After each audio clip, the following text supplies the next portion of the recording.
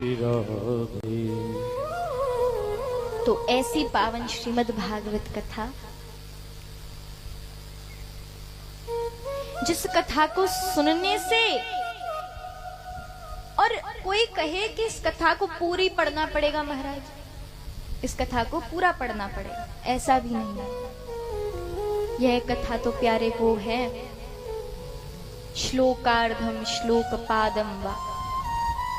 यदि इस कथा का पूरा श्लोक नहीं, 18,000 श्लोकों में से एक श्लोक का आधे श्लोक का भी आधा, एक पादम वा, श्लोकार्धम श्लोक पादम वा, उसका एक चरण, एक चौथाई हिस्सा भी यदि हम किसी श्लोक का पढ़ेंगे, स्मरण करेंगे, नित्य पाठ करेंगे, तो उससे क्या होगा? निश्चित रूप से गति प्रदान होगी, निश्चित रूप से मुक्ति प्रदान होगी। ऐसी है यह कथा। और क्या कहते हैं जानते हैं लोग क्या कहते हैं? कहते हैं कि अरे भैया भागवत ही तो है, हमने बहुत बार सुन ली है, हमने बहुत बार सुन ली है, 10 बार सुन ली, 11 बार सुन ली, 12 बार। अरे बहुत से तो गिनती करते हैं कि हमने कितनी बार कथा सुन ली। सही बात है। अरे महाराज हमने इतनी बार कथा सुन ली। प्यारे, कहा गया कि इस कथा को इतनी बार सुनो, इतनी बार सुनो कि गिनती याद ही ना होने पाए, भूल जाओ। इतनी बार सुनो तब जाकर के इसका फल मिलेगा। और फिर भी यदि इस कथा से हमको मुक्ति नहीं मिलती, तो एक बात याद रखना, एक बात बताइए, जब कभी गर्मी लगे, सुनिएगा ध्यान से, जब कभी बहुत तेज धूप हो और गर्मी लगे, बड़ी बढ़िया, ठंडे पानी के नल के नीचे आकर के बैठ जाए, क्या आनंद मिलेगा? बताइए, आनंद मिलेगा? बहुत गर्मी लग रही हो, गर्मी से एकदम तन धूप में तपतपा रहा हो और ठंडे पानी के नीचे बैठ जाओ तो तन को शीतलता मिलेगी। वो अलग बात है कि थोड़ी देर बाद फिर उस नल के नीचे से आ जाओ तो फिर गर्मी लग जाए, है ना? फिर गर्मी लग जाए, वो अलग बात है। लेकिन जब तक उस नल के नीचे रहोगे तब तक गर्मी नहीं लगेगी। ठीक उसी प्रकार लोग कहते रहे भागवत सुनने से क्या मिलेगा? अरे महाराज बैठकर तो देखिए, जब तक यहाँ बैठोगे, जो आपके अंदर पापों की गर्मी भरी हुई है, जो आपके अंदर छल, ईर्ष्या, द्वेष, मात्सर्य भाव,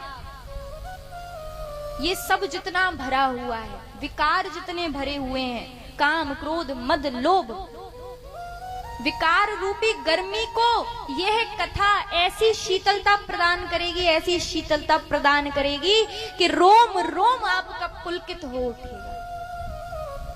इसलिए इस कथा को सुनिए। और फिर सबका कहा जाता है ना कि जैसा नजरिया वैसा नजारा, सब देखने के ऊपर होता है। भगवान श्री कृष्ण ने दुर्योधन से कहा था कि दुर्योधन तुम जाओ हस्तिनापुर, और हस्तिनापुर जाकर के तुम कोई एक अच्छा घर कोई अच्छे घर का कोई व्यक्ति मेरे पास लेकर आओ, अच्छा व्यक्ति लेके आना। समझना बात को। दुर्योधन से कहा कोई अच्छा व्यक्ति लेकर के आना। अब दुर्योधन गया महाराज हस्तिनापुर में, पूरे में घूमा, एक एक घर में गया। एक में गया, बोला अरे पवित्रता नहीं। दूसरे में गया, बोला अरे यहाँ। दूसरे में गया, बोला अरे यहाँ तो लड़ाई हो रही है, ये नहीं। तीसरे में गए, अरे स्वच्छता नहीं, अरे ये नहीं, अरे वो नहीं। पूरे हस्तिनापुर में घूम के वापस आ गया। भगवान कृष्ण बोले किसको लेकर आया? बोला अरे प्रभु कृष्ण, पूरे हस्तिनापुर में मुझे कोई अच्छा इंसान नहीं मिला, कोई बढ़िया व्यक्ति नहीं मिला, कोई बढ़िया व्यक्ति नहीं मिला। वहीं युधिष्ठिर से भगवान ने क्या कहा? युधिष्ठिर तुम जाओ और हस्तिनापुर में जाकर के एक बुरा व्यक्ति लेकर के आओ, एक बुरा व्यक्ति लेकर के आओ। महाराज युधिष्ठिर गए, और जब वे गए तो उन्होंने पूरा हस्तिनापुर छान मारा, कोई बुरा व्यक्ति नहीं मिला। अब ना तो वो व्यक्ति बुरे रहे, ना वो व्यक्ति अच्छे रहे। समझिएगा, फिर वो व्यक्ति कौन? इसलिए व्यक्ति ना बुरा ना अच्छा, एक व्यक्ति है उसका दोस्त उसमें 100 गुण ढूंढ लेगा, उसका दोस्त उसमें 100 गुण ढूंढ लेगा, और वही उसका दुश्मन उसमें 100 अवगुण ढूंढ लेगा। सही बात है, वही उसका दुश्मन 100 अवगुण ढूंढ लेगा। तो अब बताइए, व्यक्ति गुणवान है कि दोषवान है? सब देखने वाले के ऊपर होता है। इसलिए यह कथा को इस नजरिए से देखिए कि इस कथा को सुनने के बाद जिस प्रकार नल के नीचे बैठने से भरी गर्मी में शीतलता मिलती है उस जल से, उसी प्रकार यह कथा वो जल है जिससे हमारे इस मन को, हमारे इन विकारों को शीतलता प्रदान हो।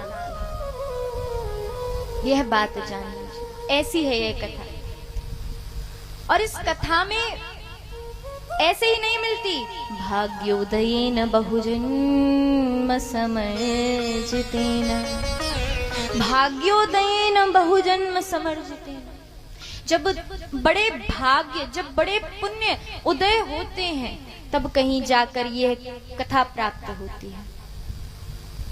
और जानते हैं एक और बात, यह कथा ऐसे ही नहीं मिल पाती, इस कथा के लिए बहुत पुण्य करने पड़ते हैं। और यहाँ पे भी जितने बैठे हैं ना, भले ही शरीर से बैठे हैं, लेकिन कुछ तो ऐसे होंगे जो सिर्फ शरीर से बैठे हैं, मन से नहीं है। मन से उनका मन कहीं और ही चल रहा है महाराज, उनका मन चल रहा है, अरे कथा कितने बजे समाप्त होगी, कितने बजे जाया जाएगा, अरे आज घर पे क्या होगा, अरे क्या होगा, अरे ये अरे वो। जितनी देर यहाँ बैठो उतनी देर अपने मन को, अपने हृदय को इस कथा में डुबो दीजिए महाराज। क्यों? क्योंकि ये कथा ऐसे ही प्राप्त नहीं होता। और इस कथा के अधिकारी कौन है? कहा गया राम कथा के ती अधिकारी, राम कथा